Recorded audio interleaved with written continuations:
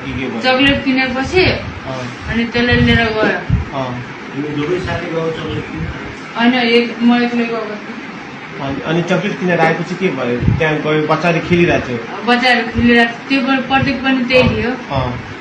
तिनीहरूले हेरिरहेको थियो म चकलेट किनेर आएँ अनि चकलेटको लालच दिएर लिएर गयो त्यसलाई अनि दुईटा भाइहरूले के गर्यो त्यो भाइहरूलाई त थोरै थर्काउने बित्तिकै रुँदै घर पुगेछ अनि के अरे चकलेटको लालच दिएर गएपछि अनि हामी गयो त्यो घरमा त्यो घर कसको घर थियो खोइ त्यो कसको घर थाहा छैन अनि के अरे हामी यताउता हेऱ्यो मान्छे छैन भनेर होइन मान्छे थिएन म आएँ म पहिला सुरुमा छिरेँ होइन अनि पछि केटी छिर्यो बहिनी छिर्यो अनि पछि लास्टमा प्रतीक छिर्यो होइन अनि म जब रस्सीहरू बाँधेको थियो नि त्यो बेला त्यतिखेर नि यहाँ मात्रै बाँधेको थियो मैले पक्रेर बसिरहेको थिएँ त्यसले अनि के अरे जब त्यसको नि भयो नि अनि त्यसले भने यसले त यो उठ्यो बियोसबाट उठ्यो भने नि यसले हामीलाई भनिदिन्छ यसलाई गएर मार्दै भनेर अनि त्यो गयो गाडी लिएर गयो त्यसलाई नि गाडी चलाउन आउँछ स्कुल पढ्नु भए पनि गाडी लिएर गयो त्यो आफ्नो घर म के अरे उयो सुसा गरेर नुहाइ धुवा गरेर खाना खाएर अनि त्यसको घर गयो